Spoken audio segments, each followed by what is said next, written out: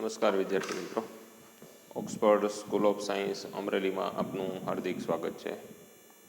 વિક્રમ સંવત 2077ના નવા વર્ષની અંદર બીજા સત્રમાં આપ સર્વે વિદ્યાર્થીઓનું સ્કૂલ વતી હું હાર્દિક સ્વાગત કરું છું.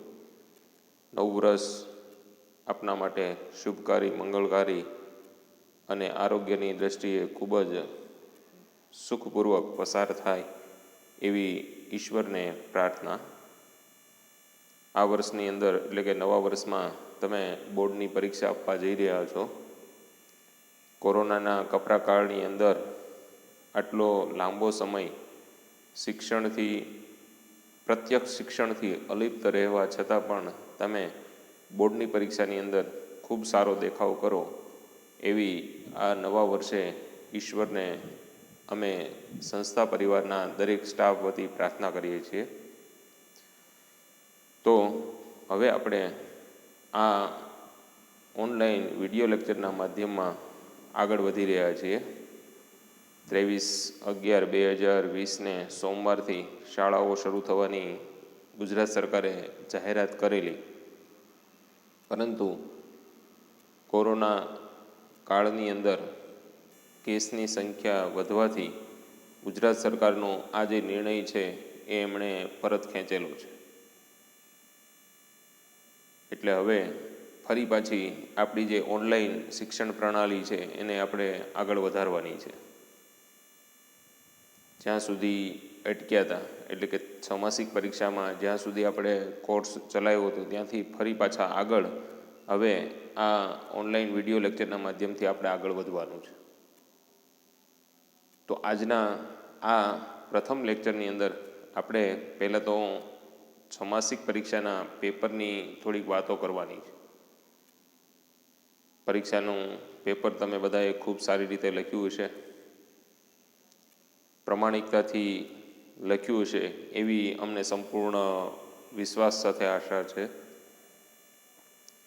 તો એ જે તમે પેપર લખેલું છે, તમારી પાસે જે આન્સર કી પડેલી છે, એ આન્સર શીટની સાથે તમારે આ જે પેપર સોલ્યુશન અત્યારે આ વિડીયોની અંદર આપણે કરીએ એને સરખાવવાનું છે. તો દરેક વિદ્યાર્થી પાસે ઓનલાઈન PDF સ્વરૂપે પેપર આવેલું છે. કદાચ કોઈએ પ્રિન્ટ કઢાવી હોય તો પોતાની સાથે રાખી શકશે, અથવા સીધી ડાયરેક્ટ PDFમાંથી જ પેપર લખ્યું હોય તો પણ કદાચ તમને પ્રશ્નો યાદ હોય તો આપણે આજે એ પેપરનું થોડુંક સોલ્યુશન કરીએ અને પછી આપણે આગળ કોર્સની અંદર વધવાનું છે.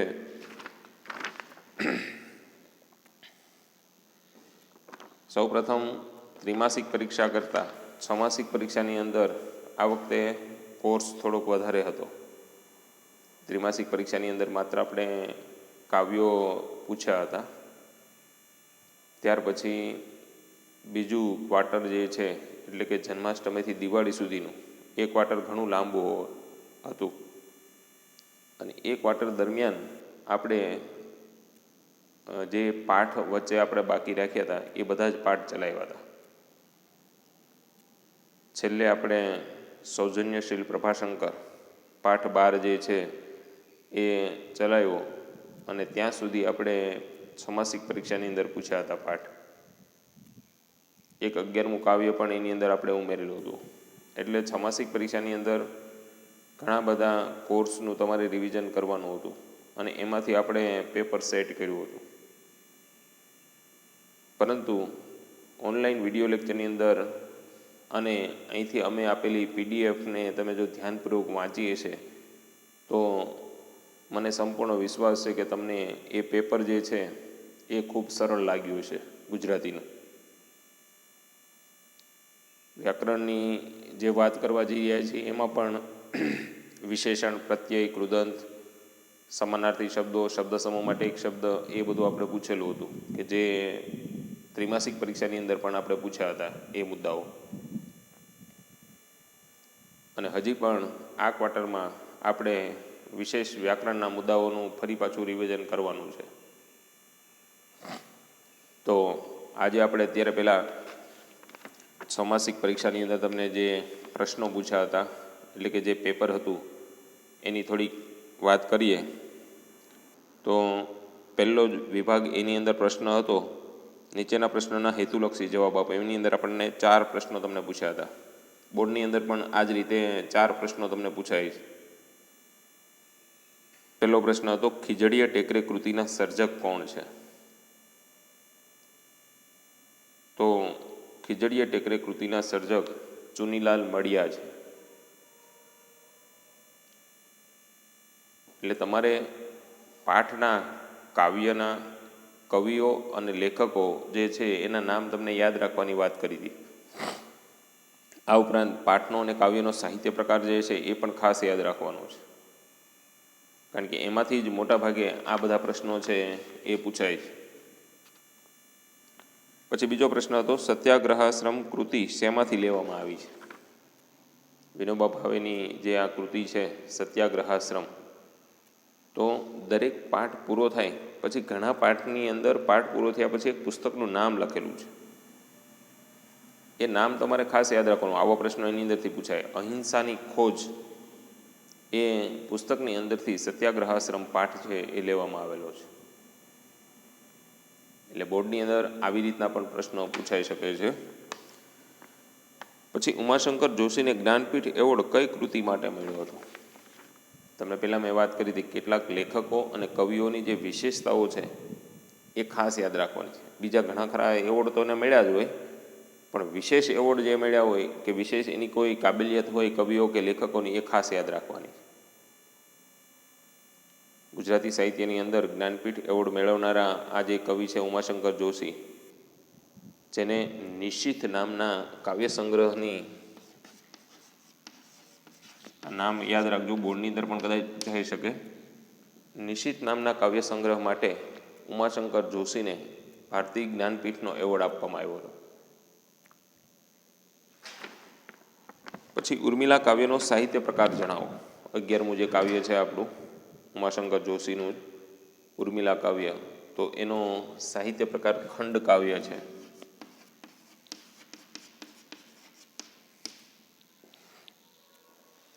એટલે આ રીતે કુલ 4 પ્રશ્નો જે છે એ તમારા હેતુલક્ષી હતા. એટલે કે પાઠ અને કાવ્યના સાહિત્ય પ્રકારો, કવિઓ અને લેખકોના નામ, અને પાઠ કયા પુસ્તકની અંદરથી લેવાયેલો છે એ વસ્તુ એની અંદર પૂછાઈ હતી. લગભગ બધા જ વિદ્યાર્થી મિત્રોને આ 4 પ્રશ્નો આવડી ગયા હશે એવી મને આશા છે. ત્યાર પછી આગળ બીજો પ્રશ્ન હતો, નીચેના પ્રશ્નોના એક વાક્યમાં જવાબ આપો. એમાં પણ 4 પ્રશ્નો પૂછાય છે. બોર્ડની અંદર પણ આ જ રીતે પાઠમાંથી અને કાવ્યમાંથી બેયમાંથી 4 પ્રશ્નો પૂછાય છે, એક માર્કના, અને 4 હેતુલક્ષી પ્રશ્નો પૂછાય છે. એટલે ટોટલ 8 માર્ક્સનું જે છે એ હેતુલક્ષી છે. હવે ગુજરાત સરકાર દ્વારા ધોરણ 9થી 12ના વિદ્યાર્થીઓની પેપર સ્ટાઇલમાં થોડોક ફેરફાર કરેલો છે. 20% જે હેતુલક્ષી પ્રશ્નોનું ભારણ હતું એને બદલે હવે 30% હેતુલક્ષી પ્રશ્નોનું ભારણ કરેલું છે. એટલે બોર્ડની પરીક્ષાની અંદર તમારે હેતુલક્ષી પ્રશ્નોનું પ્રમાણ હજી વધશે. નવી પેપર સ્ટાઇલ આવી નથી, પણ જ્યારે પણ નવી પેપર સ્ટાઇલ આવશે ત્યારે તમને એનાથી માહિતગાર કરવામાં આવશે કે કેવી રીતની એ પેપર સ્ટાઇલ છે અને કેવી રીતના પ્રશ્નો એની અંદર પૂછાશે.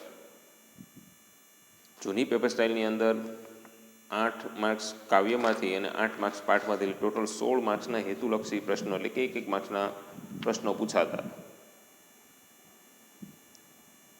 એટલે એ રીતે 4 પ્રશ્નો અહીંયા છે. પહેલો પ્રશ્ન હતો, ભોજાએ રહેઠાણમાં શું બનાવ્યું હતું? હિરણ નદીના હેઠવાસના પટમાં ભોજાએ શું બનાવ્યું હતું રહેવા માટે? કૂબો બનાવ્યો.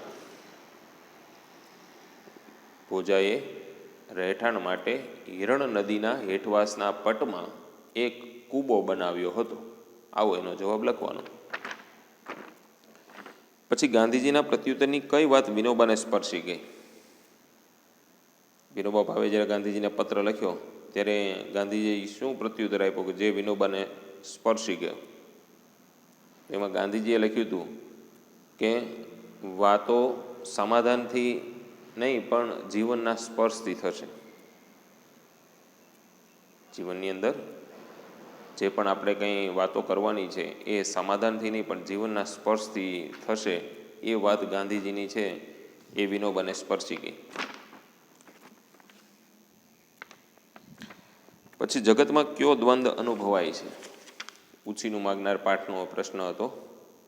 તો જગતમાં શોષક શોષિતનો દ્વંદ્વ જે છે એ અનુભવાય છે. આ જવાબ છે.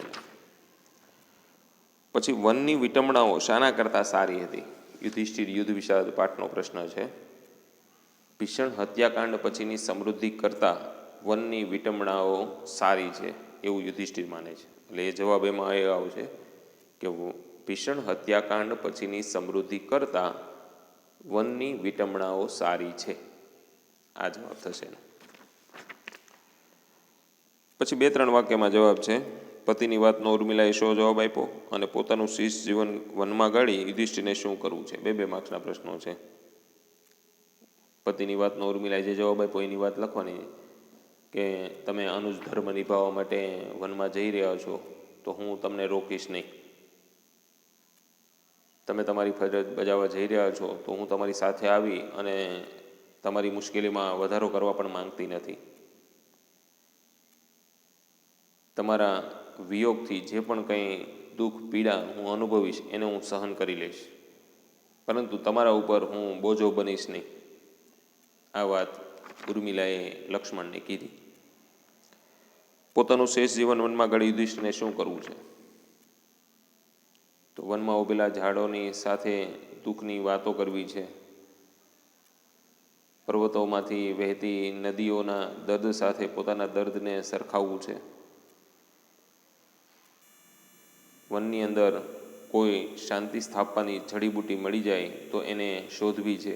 આ બધી વસ્તુ પોતાનું શેષ જીવન વનમાં ગાળીને યુધિષ્ઠિરને કરવી છે. પછી મુદ્દાસર છે 4-4 માર્ક્સના. ભાવસિંહજીએ કમલદારને સજા કરવાના ચુકાદાનો પ્રભાશંકરે કેવી રીતે વિરોધ કર્યો? પોતાનું રાજીનામું આપ્યું જે કંઈ ઘટના બની એ આખીમાં લખવાની છે. પછી ઉછીનું માગનારના સ્વભાવની ખાસિયતો તમારા શબ્દોમાં લખો. તો ઉછીનું માગનાર પાઠમાં આપણે એની સ્વભાવની બધી ખાસિયતો લખી હતી કે ઉછીની વસ્તુ લઈ જાય તો પાછી આપવામાં સમજતા નથી, પોતાની જ વસ્તુ હોય એવી રીતે એનો ઉપયોગ કરે છે, બેદરકારી ભરે એ વસ્તુને બધી વાપરે છે. એ બધી એની ખાસિયતો એની અંદર લખવાની. હવે જે છે વિભાગ સી, વ્યાકરણનો વિભાગ છે. નીચેના સમાનાર્થી શબ્દો સામસામે જોડો. તો એમાં જે શબ્દો હતા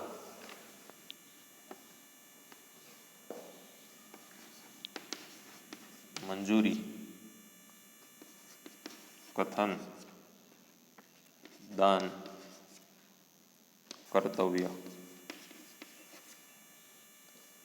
આવી રીતે 4 પ્રશ્નો હતા. તમારે જોડકા નથી જોડવાનું. મેં તમને આની પહેલાં પણ વાત કરી હતી.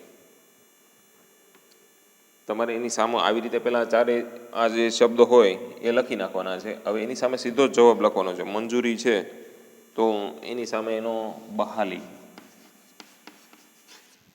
બીજા વિભાગની અંદરથી છે, અને ત્રીજા વિભાગની અંદરથી સંમતિ. આ રીતે એનો જવાબ તમારે લખવાનો છે. પછી કથન છે તો બીજા વિભાગમાંથી વચન અને ત્રીજામાંથી વેણ. પછી દાન છે તો બીજા વિભાગની અંદરથી ખેરાત અને ત્રીજા વિભાગની અંદરથી સખાવત.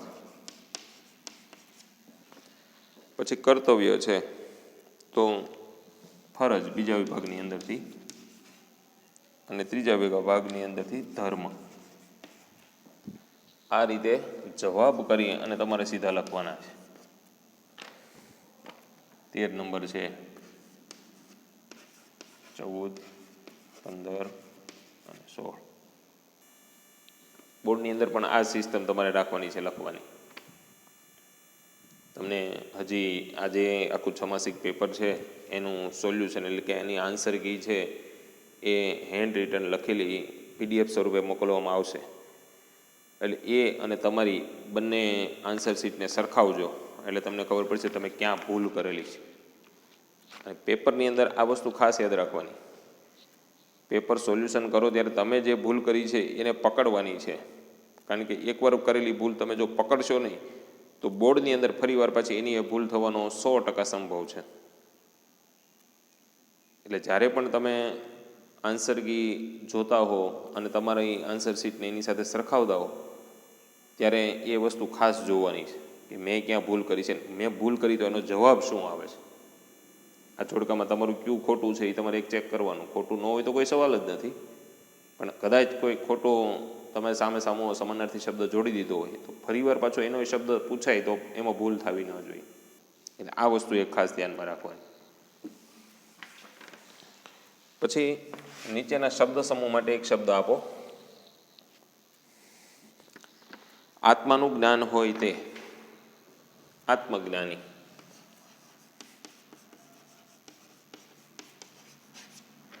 અને બીજો છે અપરાધ કર્યો હોય તેવો એટલે કૃતા અપરાધ.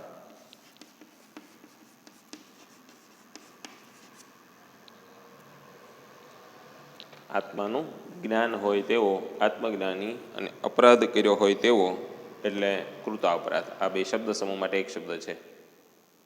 એ બે લખીને તમે જવાબ લખો તો પણ ચાલશે, સીધો જવાબ કરીને લખી નાખો તો પણ ચાલશે. જવાબ 17 કરો આ રીતે, 17 અને 18 તો પણ ચાલે. પછી નીચેના રૂઢિપ્રયોગનો અર્થ આપી વાક્ય પ્રયોગ કરો. વધામણી આપવી. આ રૂઢિપ્રયોગ આપણે ઘણીવાર બોલતા હોઈએ છીએ. શુભ સમાચાર આપવા, વધામણી આપવી એટલે કોઈ સારા સમાચાર હોય, ખુશીના સમાચાર હોય ને આપણે આપવા જઈએ ત્યારે એને વધામણી આપવી એવું કહેવાય.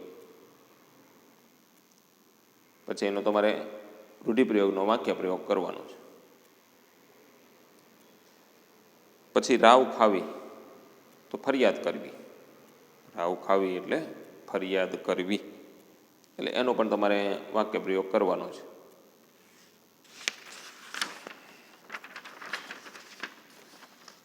પછી નીચેના શબ્દોની જોડણી સુધારો. એની અંદર તમને જોડણી જે આપેલી છે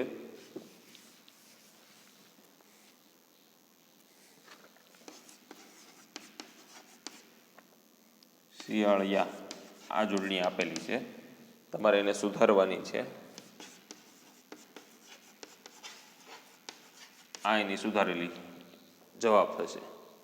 એટલે તમારે અહીંયા જવાબ કરી અને સીધી એ લખો તો ચાલશે ને આ લખીને લખો તો પણ ચાલશે.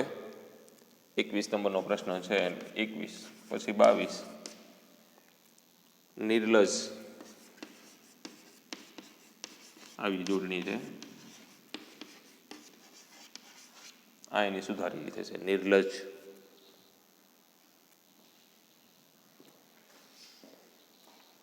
અને સીધો તમે આ બે જવાબ લખી નાખો તો પણ ચાલશે.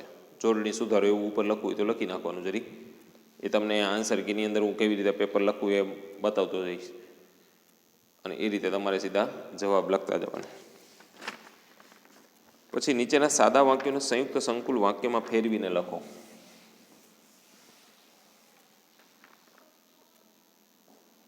તો સાદું વાક્ય છે એટલે એની અંદર તમારે જે સંયોજકો આવતા હોય તે લખવાના હોય. ભગવાન મહાકાલ કરાવે પૂર્ણવિરામ આપણે કરીએ છીએ, એવા બે વાક્યો છે. ભગવાન મહાકાલ કરાવે આપણે કરીએ છીએ.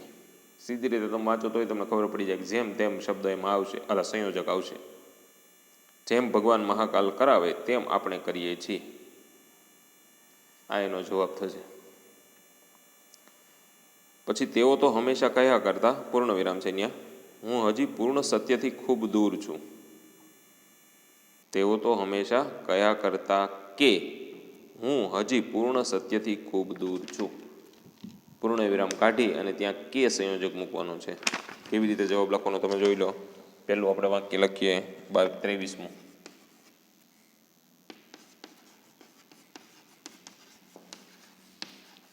ભગવાન મહાકાલ કરાવે, ત્યાં પૂર્ણ વિરામ છે, આપણે કરીએ.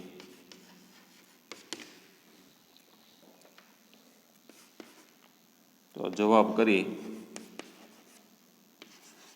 જેમ ભગવાન મહાકાલ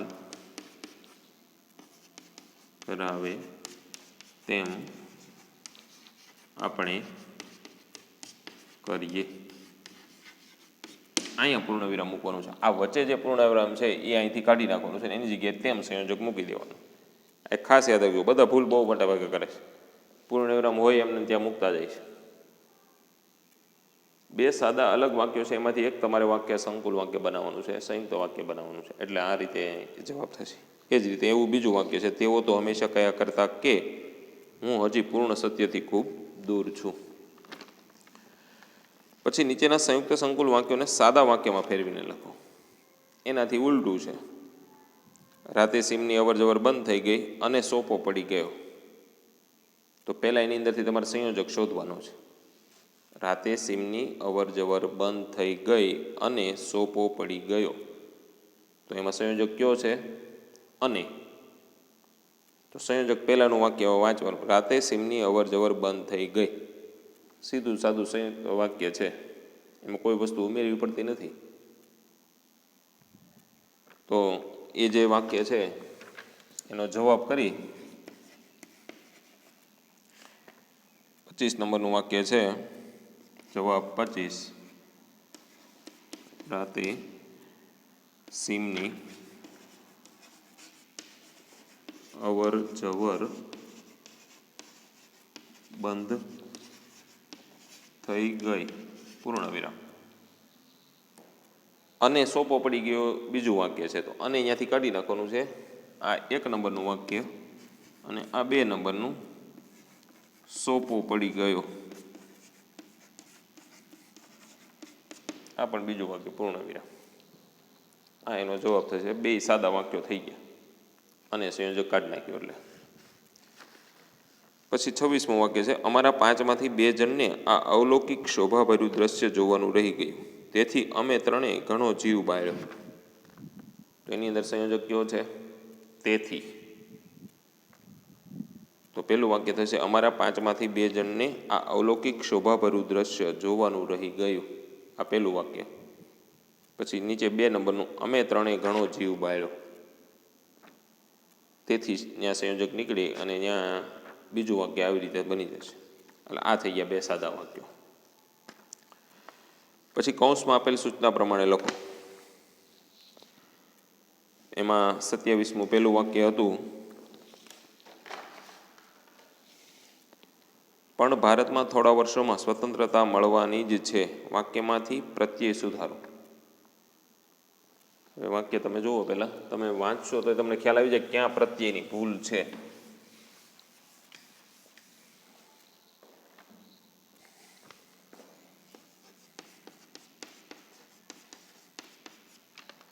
પણ ભારતમાં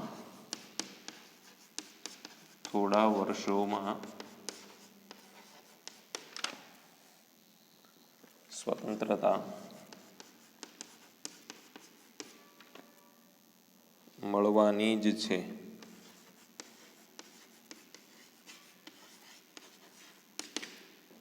વાક્યમાંથી પ્રત્યય સુધારો એવી સૂચના તમને આપી છે. અહીંયા જો પણ ભારતમાં થોડા વર્ષોમાં સ્વતંત્રતા મળવાની છે. ભારતની અંદર સ્વતંત્રતા મળવાની છે, ભારતને મળવાની છે. તો પહેલો સંયોજક અહીંયા માં છે, ત્યાં શું આવશે? ને.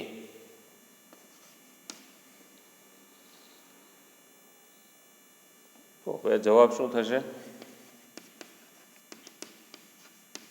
પણ ભારતને થોડા વર્ષોમાં સ્વતંત્રતા મળવાની જ છે.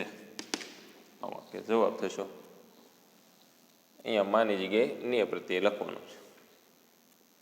પણ ભારતને થોડા વર્ષોમાં સ્વતંત્રતા મળવાની જ છે. પછી બીજું વાક્ય 28મો પ્રશ્ન છે, શ્રી પ્રભાશંકરે એક મુક્તક વડે પ્રભુ પ્રાર્થના કરી. વાક્યમાંથી વિશેષણ શોધો. જોઈ લો, આ હતું 27મું વાક્ય. પછી 28મું. પ્રભાશંકરે એક મુક્તક વડે પ્રભુ પ્રાર્થના કરી. વિશેષણ શોધ.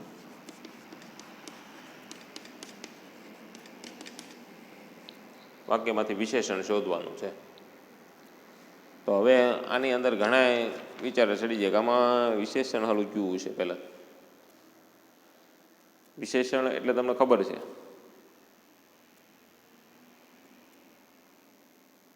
તો અહીંયા તમે જુઓ તો પ્રભાશંકરે મુક્તક એ કંઈ વિશેષણ નથી. પ્રભુ પ્રાર્થના એ પણ વિશેષણ. નામના અર્થમાં વધારો કરે એને વિશેષણ કહેવાય.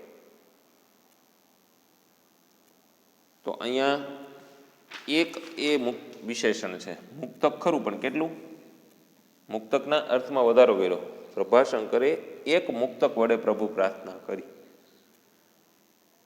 મુક્તક તો ખરું, પણ એક, બે નહીં, ત્રણ નહીં, ચાર નહીં. એટલે આ એક સંખ્યાવાચક વિશેષણ છે. એટલે તમારે અહીંયા જવાબ કરી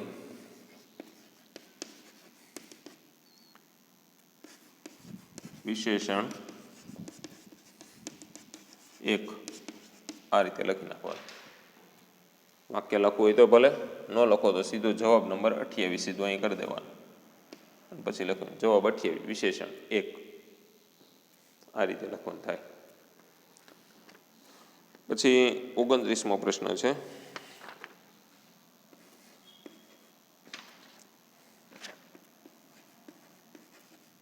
પરમેશ્વરની ભૂલ ખાલી જગ્યા માણસ માથે લે.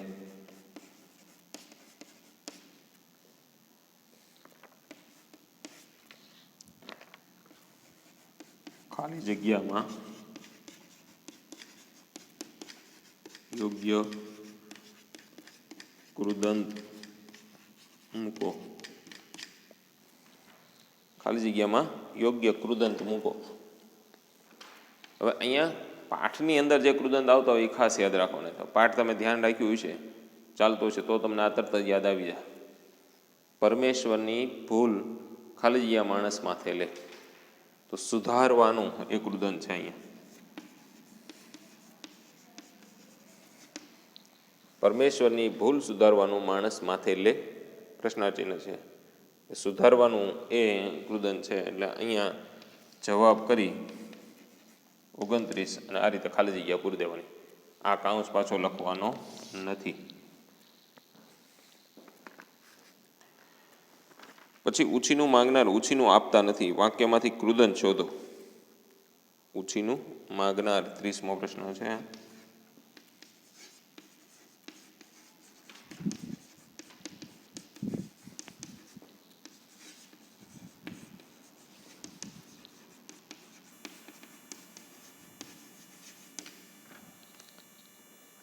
કૃદંત શોધો.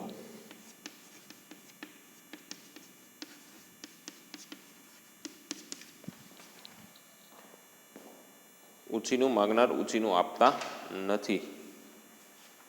આપતાને કૃદંત કરવાનો નથી, માંગનાર એ કૃદંત છે.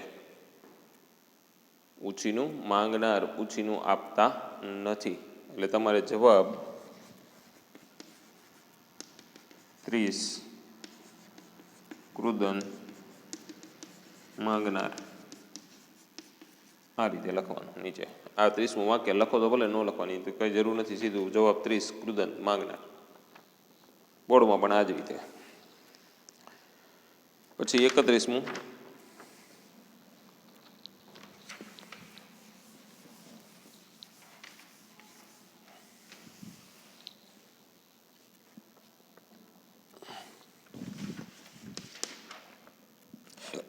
અમે નીચે લખેલા વ્રતો જરૂર માનીએ છીએ.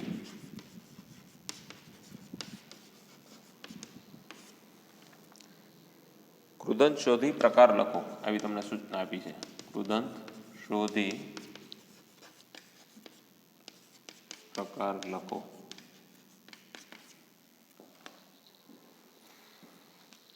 હવે આની અંદર બે કામ તમારે કરવાના છે. એક તો પેલું કૃદંત શોધવાનું કે કયો શબ્દ કૃદંતમાં છે, અને પછી એનો પ્રકાર લખવાનો. થોડુંક અઘરું છે, પણ બોર્ડની અંદર તમને આજ પૂછાવાનું છે.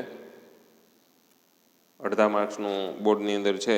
અહીંયા આપણે 1 માર્ક્સમાં પૂછ્યું છે, પણ બોર્ડની અંદર તમને ટોટલ 6 જે વાક્યો છે 3 માર્ક્સમાં પૂછાય. આવી રીતના જુદા જુદા પ્રત્યય સુધારવાના, વિશેષણના અને કૃદંતના. ટોટલ 7 આપ્યા છે, એમાં તમારે 6 લખવાના છે. તો હવે આની અંદર તમારે પહેલાં તો જવાબ કરવાનો. 31 કૃદંત. હવે જે કૃદંત છે એ શબ્દ તમારે શોધવાનો. માનીએ એ કૃદંત નથી, પણ લખેલા કૃદંત છે.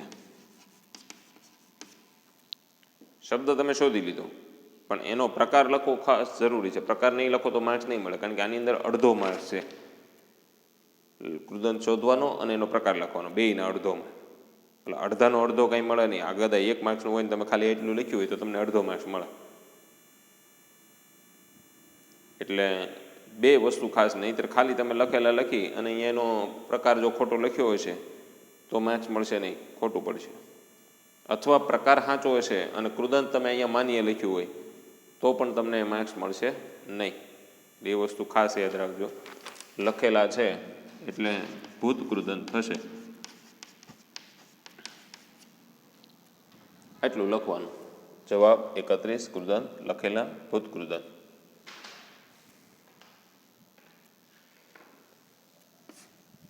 એટલે આ થઈ ગયો તમારો જવાબ.